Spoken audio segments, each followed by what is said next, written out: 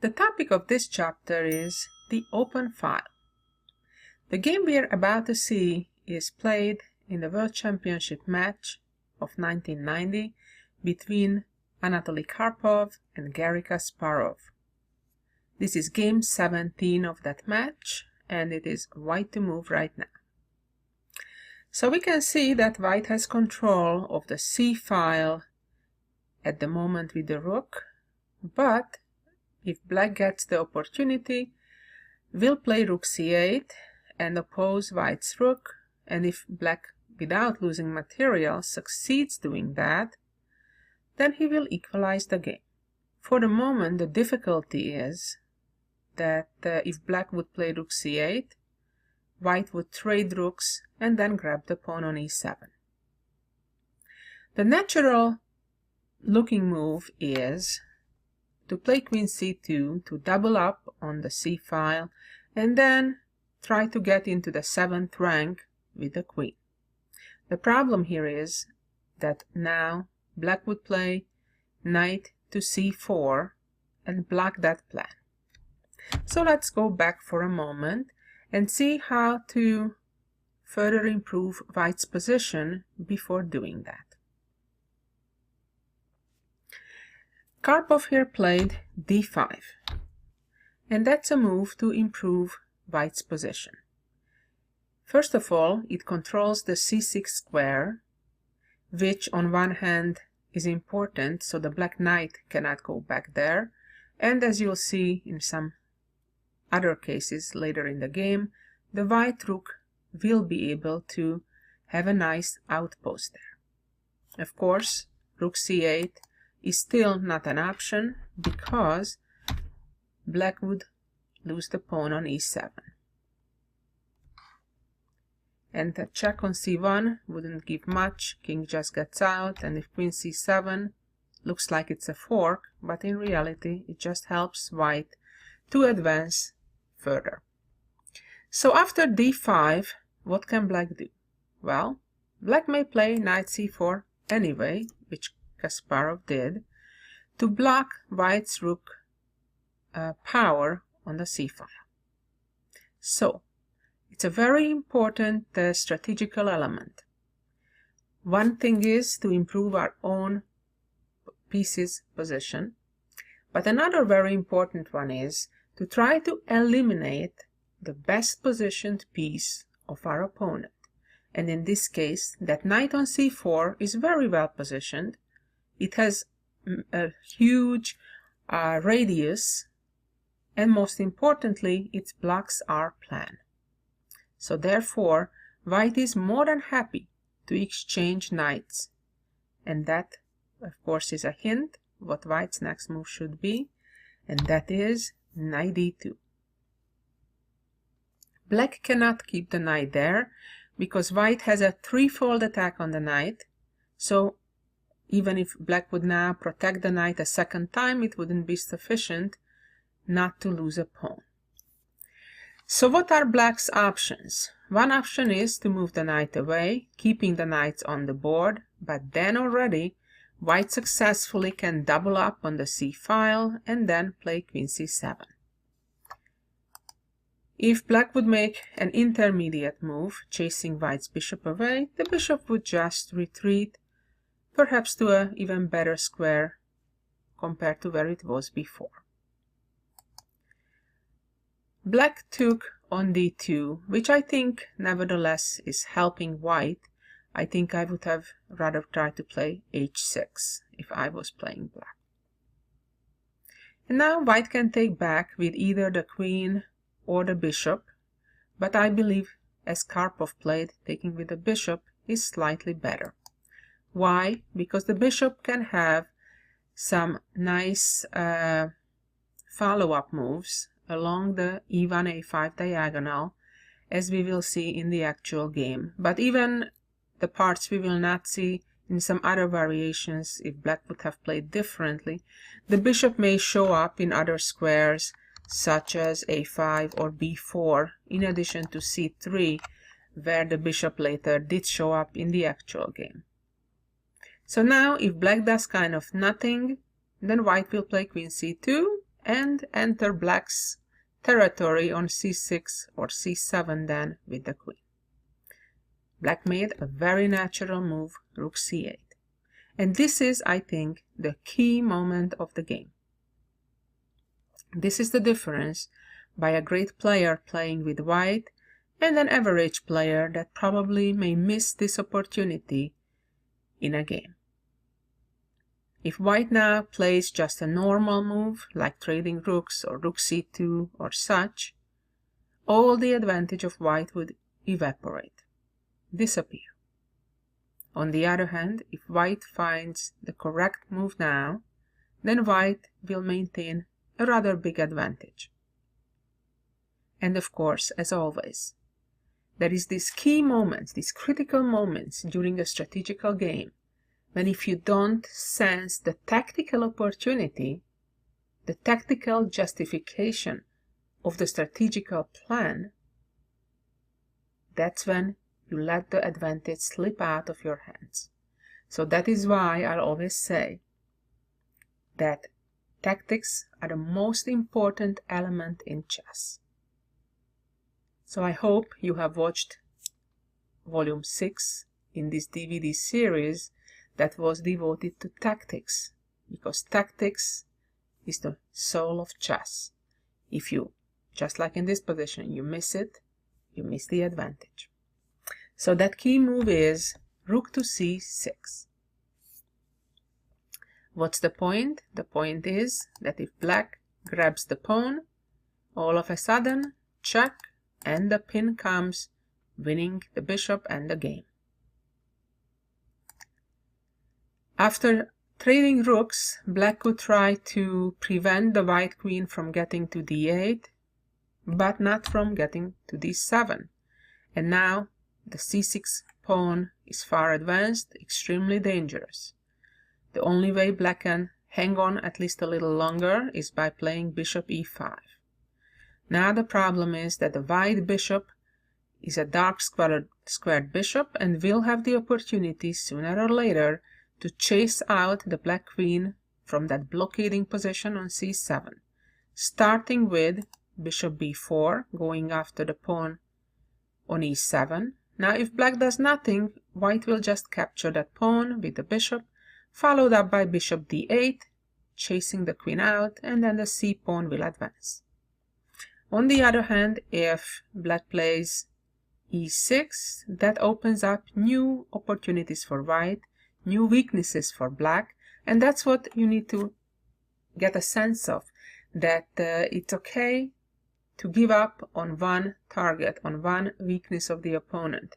It's okay if the opponent gets rid of that problem, as long as they create a different problem. And that's the case here. The e7 pawn got saved, but now the king is the one in trouble. Queen e8, and the king gets to be chased. And now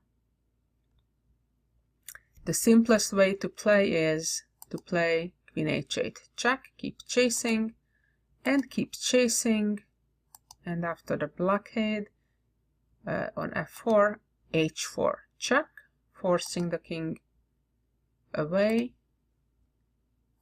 and as we can see, it is game over. So after rook c6, Kasparov tried to defend better, did not take on c6, but played bishop e5. At least now white doesn't have a so far advanced pass pawn, or no pass pawn yet, period actually. So now the game plan for black is that if white would play queen c2 to provoke the exchange of the rooks, then at least try to create a blockade on c7 with the support of the bishop. And white cannot easily chase away the bishop, because then they would trade places, the queen would move out and the bishop would get there, and then it would be very hard, if not impossible, to make progress here for white. So after bishop e5, white had to play another very delicate move. And here Karpov played bishop c3. Well, this is inviting an exchange of bishops. And knowing what happened, probably black was maybe better off actually exchanging those bishops and then exchanging the rooks and queen c7. Although I have a feeling white should be winning here, but certainly not that easily.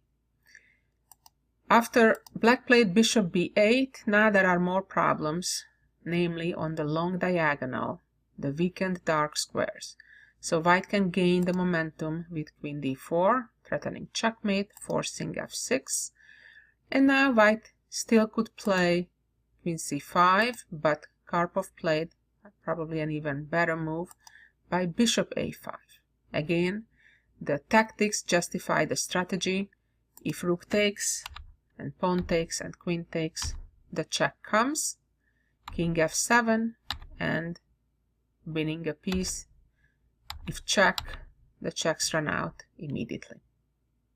So after bishop a5, the whole idea is to keep under control the c7 square, and next white's plan is to play queen to the c file, to c3 or c5, depending how black responds, and then either force the black rook leave the c file or trade, and then of course we'll take back with the pawn and create a passed pawn.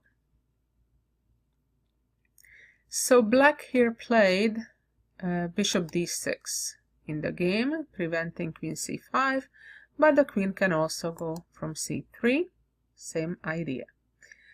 So now if rook takes c6, then pawn takes, queen c8, and the pawn cross that magic barrier, the c7 square, that at times could have become a blockading square, but no longer.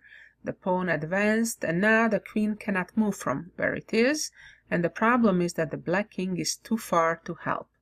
And if it tries to run, white immediately would move in with the queen to c6, not allowing the black king to get closer, and then probably white would somehow prepare playing f4 and e5. If needed, white could even bring the king to support the queen and the pawn on c7. Basically what white needs to do is to chase somehow that queen out of c8. I could see it happening by advancing perhaps the e-pawn with f4 and e5 and e6, and then queen d7 as the easiest plan. So after queen c3, Kasparov rather kept the rooks on the board, not so much for the sake of keeping rooks on the board, but to make sure white does not get to have a passed pawn, at least not yet. And the next one is a very typical Karpovian move, if I may say so, preventing all shadow of counterplay of the opponent. It's not like black really threatens to play b4, but white to give even that little of a chance that the black queen may activate itself through b5. White played a3. It's one of those small preventive moves that Karpov was so much known for and is so great in. Black played king g7, and now it's another preventive move. It's never too late to make a mistake, even if you're in a winning position. You could try to play rook b6 right away, but it would be a mistake because white has a back rank problem. Never forget your opponent's potential counterplay. Here it would be queen c8, and after take-take, of course, the pawn on a6 is taboo because of rook c1. That explains white's next move, which is g3. Not only that it took care of the back rank problem, but it also prepares the f4 and e5 advance that black really doesn't have a very good defense against. Black played bishop to e5, and now just queen c5. Now black should have played bishop to d6 and see how white exactly will make progress, but I think the queen will retreat, perhaps to e3, and then prepare maybe with king g2, f4 and e5. I think Karpov would have shown how to win here even after that move.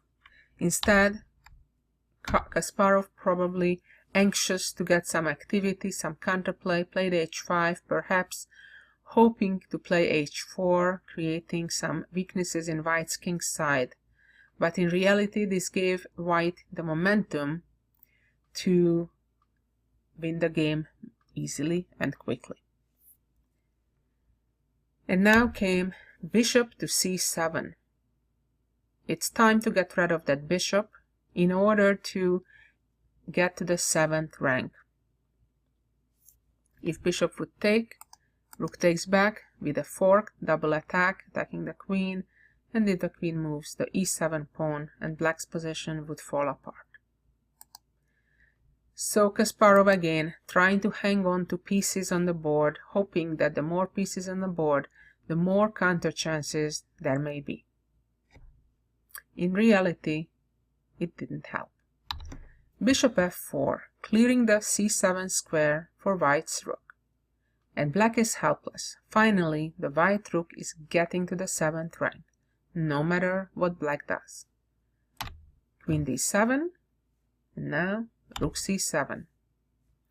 If black goes pawn hunting on h3, just rook e7, take, bishop h6, and white pretty much checkmates on g7. So after rook c7, the queen went to d8, and now the problem is the pin along the 7th rank, and d6, the e7 pawn is a gunner. Came g5, and now white could of course already also just sacrifice and then play d7 and rook c8, but there is no need for it. And that's another thing that Anatoly Karpov has always been so great at, preventing any counterplay. Why sacrifice when there is no need for it? And he simply played d7 instead. Nothing wrong with it. Rook f8, move the bishop away, move it to a5 to support the pawn if needed. Bishop e5, and rook b7, and now Kasparov resigned. The game could have ended, for example, with such moves.